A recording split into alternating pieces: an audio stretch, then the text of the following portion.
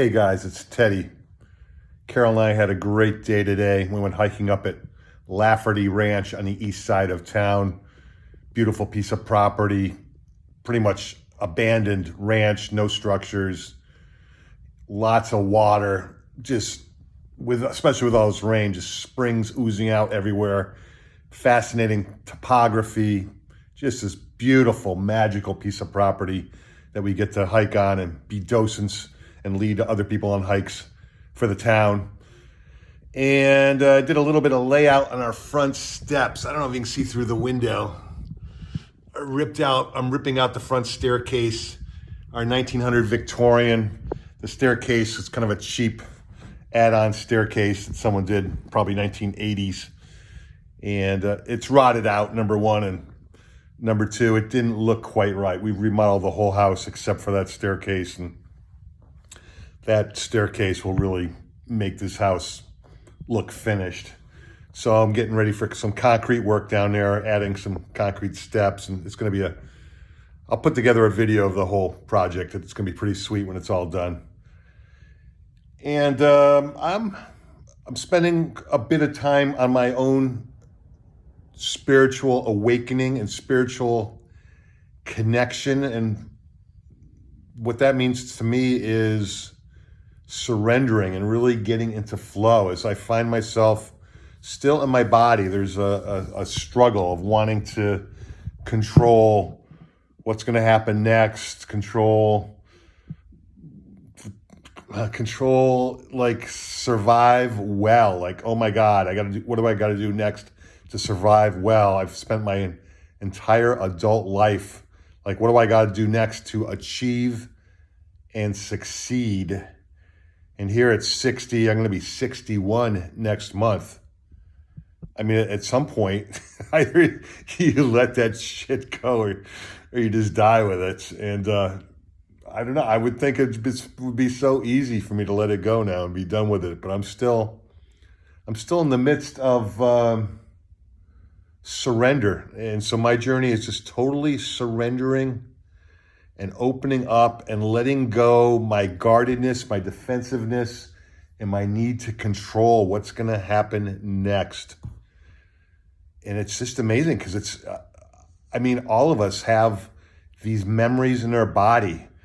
And that's why I say, if you want to go on a deep spiritual journey, you first got to do some emotional work. You got to do deep emotional work and clear out some of the stories.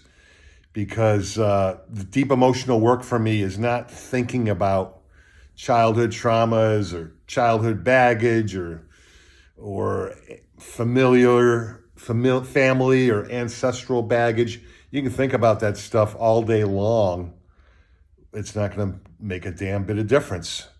What makes a difference is going in and feeling the feelings, because any trauma that you have in your body or that I have in my body, it's stored not in a verbal sense. It's not an intellectual discourse. It's not, some of it or even all of it might even be pre-verbal in your body. It's memories stored in your body tissue in a pre-verbal or non-verbal way. And so as I've found over many years now of doing a lot of deep emotional work, is you got to feel it to heal it.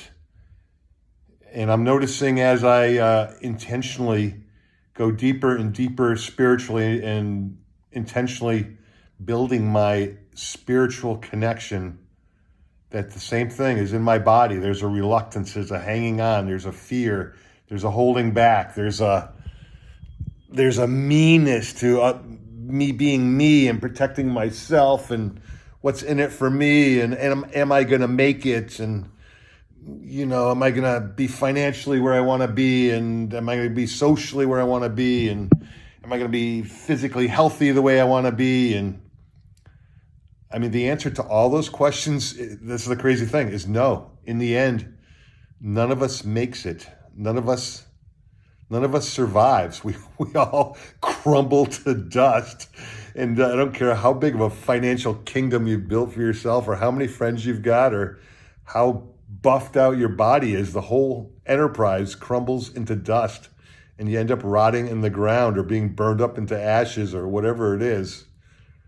And so none of us makes it. And I say that because, at least intellectually for me, that's an empowering thing that, oh wow, none of us is going to make it. So I don't have to worry about making it. I don't have to worry about achieving. I don't have to worry about succeeding because I'm not going to anyways. And so what if I can let go of the need to survive elegantly, the need to be accomplished, the need to have other people say, oh, Teddy, you're amazing. Look what you've achieved. And not like they're really going to anyways, but there's still that part of me that wants to succeed and be successful and to achieve and to make it and to survive elegantly. And it's that Buddha thing of it's all an illusion.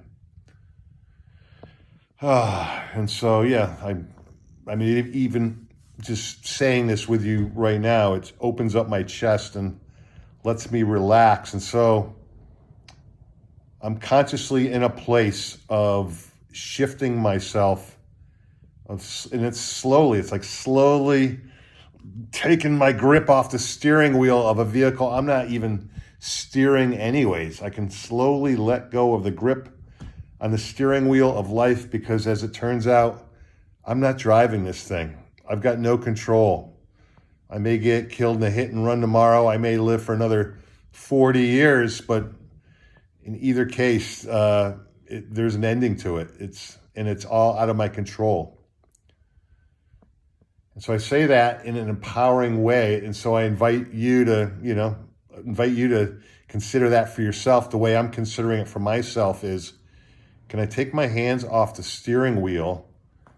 And the best phrase I can think of is let go and let God, whatever that means for you. Let the universe, let source. Probably the way I like to say it the best is, can I just allow myself to be in the flow and to trust that wherever the flow is taking, can I point my canoe downstream and stop trying to paddle upstream? Stop trying to paddle towards the banks or trying to control. Can I just relax and let my canoe point downstream and go with the flow of the universe and trust? And it's not like I'm just sitting here eating potato chips. I keep myself busy. I shoot videos like this every day. I'm out rebuilding my staircase. I do occasional construction projects for other people. Been working in our kitchen, adding a couple cabinets in the island. I'm hiking. I'm leading hikes. I'm involved in some town politics with land use planning a little bit. And so I'm busy. I'm doing things. But can I do all those things from a place of, I'm going to let go? And I don't have to grasp. I don't have to control the outcome. I can give it my best shot, give it my best input, do the best I can on the staircase. And believe me, when you see that front staircase, you're going to say, that was pretty amazing because I've been doing this my whole life. But for me, it'll be like, oh, quarter inch off there, or didn't quite get the woodwork right, or I wish I'd done the railing different. There's always like a higher degree, but can I let go of my control of it and my neediness to have it be perfect, and to just give it my best shot and just bring myself to it fully, bring myself to this video and to you fully right here in this conversation, bring myself to my loving relationship with Carol and give it the best I got, and not try to have it be some other way than just let it be perfect just the way it is. Can I go hiking up in the grassy hills of Lafferty Ranch and just enjoy it, whether I'm going fast or slow and huffing and puffing? Doesn't matter. So that's my invitation to you, as it is my work, is to continue surrendering and letting go and continuing learning how to let the car drive itself as I release my grip on the steering wheel of a car I'm not actually driving anyways. Hope you guys are having a great day. Talk to you soon.